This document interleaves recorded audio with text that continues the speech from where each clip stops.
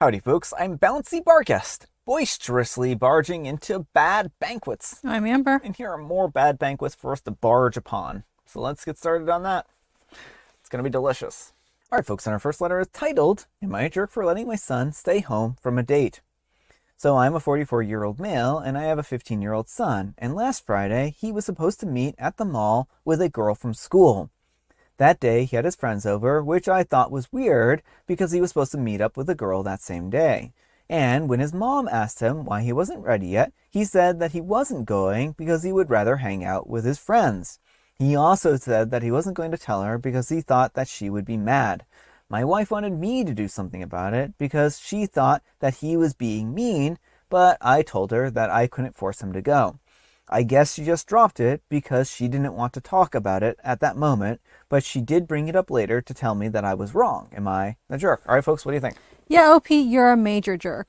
While it's fine to not force him to go, you should have made sure that he called the girl to let her know or texted her. Yeah. He's like, oh, well, she might be mad. She's going to be a whole lot more mad if she gets to the mall and he's not there. Yeah. Like, he needs to learn that other people's feelings matter too and not just his own. It seems like he didn't want to do what was uncomfortable. Yeah. But that's just life. Sometimes when we are presented with different opportunities and we turn down one, there's going to be some discomfort. So I think this would have been a great opportunity for OP to talk to his son about how other people's feelings matter and how he doesn't have to go if he doesn't want to, but he has to at least let the girl know that he's not going to be there. Yeah. Well, I think that's really what it boils down to, is that she was expecting this. They made plans. You can't just flake out on plans, right? Like, and this was, even seems like it probably was like a date. At least that's how OP is phrasing this. And no one wants to be stood up for a date, right? And it was really unfortunate because it sounds like she's probably just going to be standing around wondering if he's okay, if he got into an accident, or what's going on here, right? Well, and she's wasting all that time and energy because she's probably getting all dressed up and doing her makeup all nice. And like, there's so much time and energy that a lot of girls put into dates. And, you know, the fact that neither OP or his son sees any problem with just leaving her high and dry to wander the mall alone after, you know, she put all this effort in is just ridiculous. Yeah, it is. I just feel bad for this poor girl because OP didn't want to like force their son to do the right thing. And like, sure, you can't force them to go on a date. I'm not saying that you can force the kid to go on a date. He shouldn't be forced to go on a date if he doesn't want to. But he needs to be respectful about people's time and energy, right? And give her a call and let her know that he's not interested, and even whatever the consequences are. And I know that he's like, oh, she's going to be mad. Well, he's only putting off that discomfort for so long because she's going to be livid, you know, the next time he sees her. Yeah. And OP's wife is also a little bit of a jerk Oh, for yeah. not wanting to do something. Like, she had the opportunity to be the parent here. She's a parent too, and she should have stepped in. But OP is a bigger jerk for agreeing with this and being like, oh, there's nothing I can do. I think that they could have said, well, if you don't call her, we'll call her. Right? And so, like, yeah, maybe at that point in time, that would have incentivized him to do that. And or tell them that if he doesn't call her, that that he's grounded. Right. Friends are going home. Yeah. You'll just be sitting in your room all night. Yeah. But let me know what you folks think. So anyhow, take care and good luck. But folks, let's see what the Wheel of Judgment has to say. Wheel of Judgment, turn, turn, turn. Tell us the judgment that OP's earned. You're the jerk and even your dog agrees. Yeah, I'm sure if they have a dog, that's absolutely accurate. Yeah. And Purple Shallot, 3731 says, You're the jerk and you're raising one. You don't ghost people. He owed her an explanation. I'm not going to tell her because she might be mad, is the thought of someone that's completely self-centered. And Gino Flower says, You're the jerk. You could have at least had him text her to tell her that he wasn't going. You let him stand her up.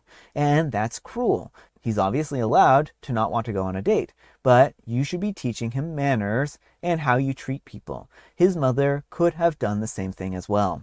And Silly Breadfruit 193 says, You seriously have to ask if you're the jerk here. Guess it's unsurprising that your kid is apparently one too. And Milo 35 says, You're the jerk. It's your job as the male role model to teach your son how to behave towards women. By doing nothing and allowing him to do nothing, you showed your wife what she married, a jerk. And Tanuki07 says, you're the jerk. Parent your kid. You can't make him go, but you can tell him that standing up a girl is a garbage thing to do and have him at least text her. All right, folks, and our next letter is titled, Am I a jerk for getting mad that my sister is getting to go through my childhood books while I'm not there? I'm a 25-year-old female, and I have a sister, a 22-year-old female, who does not care about sentimental things. I, however, am ridiculously sentimental. Since I was literally in preschool, I had started planning on things that I knew that I wanted to keep so I could have items to reminisce on as an adult. My sister decided to get rid of all of her books, her call. I have about 5 boxes of books, ranging from toddler books all the way up to books that I read in high school. My books are one, if not my number one prized possession. My books reside in California at my father's house, which is getting prepared to be sold as my parents are splitting up. My mom resides in a different state. I've been at her house since September, and I'm not returning to California until December. A death in the family is keeping me out here until December. I'm missing out on being able to organize my own personal boxes, but I had told my dad, if you need to go through my boxes, I'm unemployed and available practically 24/7, so he can FaceTime me whenever he needs to.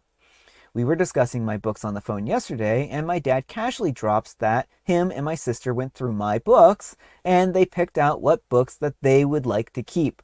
Doesn't mean that they're officially getting to keep them, but they still went through my 6 boxes of precious goods and didn't consult me. I'm also like, why in the world is my sister getting my books? All the books that I have are ones that I've actively chosen to keep. My dad says it's only fair that my sister gets to keep books that are sentimental to her.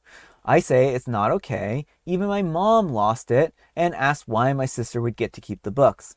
And my sister will be living out of a storage unit, so any books given to her will rot in that storage unit. She also loses everything. She has to replace so many of my belongings, the books will be lost within the next few years in her possession. Guaranteed. And my sister is the kind of person I know really wants to keep a book, but if she wants it, she'll hide it. I don't trust her at all for many other outside reasons. Am I the jerk for not wanting my books in her possession? I'm not saying that she can't have any of my books, as I'm sure there are some that are sentimental to her, but for her and my dad to go through my books first and not consult me is such a big boundary that's been crossed, and they've essentially gotten first pick. Edit. I've gotten multiple comments asking me why I didn't take the boxes with me when I moved. I haven't moved. All of my belongings are at California. I'm living out of a suitcase right now. I was only supposed to be visiting out of state for a month, but a death in the family is keeping me here longer. Edit 2, to make it abundantly clear, I am visiting family members at my mom's, but I live in California where all of my belongings are. All right, folks, what do you think? No, you're definitely not the jerk. These are your books, and you should be the only one making decisions about what happens to them. Now, that said, is there any way that you can either personally get to your dad's house or have someone you trust get to there? Because unless you can physically collect the books, I don't see this getting resolved in a way that's favorable to you. Well, that's the problem here I see, is that I don't think that they're going to respect OP at this point in time, and that's a real shame. And, I mean, OP might have to go back there sooner than December. Mm-hmm. Like, I know a death in the family is a hard thing, but maybe they can fly out for a couple of days, make sure that their stuff is secure and safe. Yeah, or... And then, No, go ahead. And then, fly back if they need to. Or if they have a friend who lives in that area, since OP says they're from California, maybe have the friend collect them for them. Yeah, maybe even have the friend collect them and hold on to them so that they don't have to worry about this. Mm-hmm. And I do think, like, the sister, OP makes a lot of good points about the sister. Like, if she isn't going to respect these books and she's just going to lose them or have them destroyed, then what's the point of even having them in her possession, right? Well, and even if she was, like, put them behind on, like, museum shelves or something like that, they still are not her books she's entitled to. They're still OP's books. Yeah. It just makes it worse that her sister is destroyer of things. Yeah. Well, also, it sounds like the boxes of books are already packed. So why do they need to go through them at all, right? Like, just put them on the moving truck and get out of there. Like, you don't need to go through boxes that are already packed up. It just seems like an excuse the sister took so she could steal OP's stuff. Yeah. But let me know what you folks think. So anyhow, take care and good luck. All right, folks, and our next letter is titled, Am I a Jerk for Pushing My Partner to Try and Read a Book Series? Hi, everyone. Over the past year, I've mentioned 5 or 6 times about reading a particular series of books that I, a 22-year-old male, absolutely love to my girlfriend. Every time she says, oh, I'll get around to it, or, oh, maybe some other time. In the past month, I've brought it up quite a lot just to try to get her to read the first few pages with me and see if she likes it. Just to be clear, she has told me before that she does want to read it. Well, today I handed her the first book and said, oh, let's try to read a little bit of this together because we're not doing anything today. She again said no, and I got quite upset. Every time I've asked her, she has given me a different reason for not wanting to do it at that time, and I feel like she's just not being honest with me. I called her out and I told her that it feels like she isn't interested in doing it because she keeps putting it off for different reasons, and it's been a little over a year since I first asked. She told me that I'm assuming how she feels and treating her like a child. For me, I just don't understand why she won't give it a try or tell me that she doesn't want to read it. Either option is perfectly fine by me, but the constant excuses are frustrating. All right, folks, what do you think? Yeah, OP, you need to just back off. Yeah, I understand wanting to introduce your partner to media that you love, but once you've brought it up, the ball is in her court. You're not going to endear her to this book series by pushing it on her again and again. If anything, you're going to make her dread the idea of reading this and turn her off entirely. Yeah, I just think it's one of these things where OP is best to just let her try to read it on her own and not to harangue her about it. Like, no one wants to feel like they're on pressure to read entertainment, right? It's supposed to be fun. It's supposed to be entertaining. It's not supposed to be something that you feel obligated to do, right? Right. Well, now Opie's built up all this expectation because he loves it so much that he's pressuring her repeatedly to read it. Yeah. And what if she doesn't like it? Well, that's just it. If she doesn't like it, then Opie's gonna, harangue her and ask her, well, why she doesn't like it. Maybe she just didn't read it right or understand it or any number of things here, right? And I'm not accusing OP of, being a person who would do that, but certainly, like, from her perspective, maybe she feels like that would be the case, right? Right. Like, she may have been interested in it at one point in time, but I think at this point in time, she's probably not. Yeah. And is trying to be polite and not hurt OP's feelings. And maybe she never was interested in it. But you just have to let people make their own decisions. Yeah. And again, don't turn this into a chore and don't make it into something that she feels like she has to, like, tiptoe around or be very careful about. But let me know what you folks think. So anyhow, take care and good luck. And Bowman74 says, lol, I'm sorry, she doesn't want to hurt your feelings, but she doesn't want to read the book either. Take a hint and move on. If one day she picks it up and reads it, then it will be a pleasant surprise. Sure, it would be awesome if humans were direct and straightforward with each other in what they want, but many times they are not. And OP replies, yeah, I think you're right. I'm a little obtuse when it comes to taking hints. If people aren't just straight up with me, I tend to struggle with that. And Westhouse2085 says, she's being nice so as not to hurt your feelings. Stop pushing the books. She'll read them if she wants to, when she wants. Why are you so adamant that she reads these books? You're the jerk. And OP replies, I get that she's just trying to be nice, but that's what's so frustrating to me. I've asked her a couple of times that I wouldn't mind if she was just honest with me and say that she didn't want to, but she's been really pushy on the fact that she does want to read them. I'm just all muddled up about it because she is saying one thing and then acting another way, This is just a series that I really love and I want so badly to share it with her. I appreciate your reply. Thanks. When someone bugs me about something, it makes it much, much more unlikely that I'll do it. And it might just be one of these situations where she's kind of like a contrarian, where she would read it, but every single time she gets asked, it resets her timeline on how long it's going to be. So like, oh, I'm going to read this in like 5 months, maybe she has. But then he asks her and she's like, nope, I'm going to read it in 5 months now. Or even she just has like a very long list of things she wants to do. And this is like, my TBR list is like miles long. Yeah. I've had books in my possession for years that I haven't read yet. Like, it could just be she has a lot of things that she enjoys, and maybe she was interested in this at one point, but, it wasn't her top priority. And the repeated bugging her is not endearing it to her anymore. Yeah. So I think this is just one of the situations where OP just needs to leave it be because like if she is like me, I just do not like it when people ask me multiple times about things.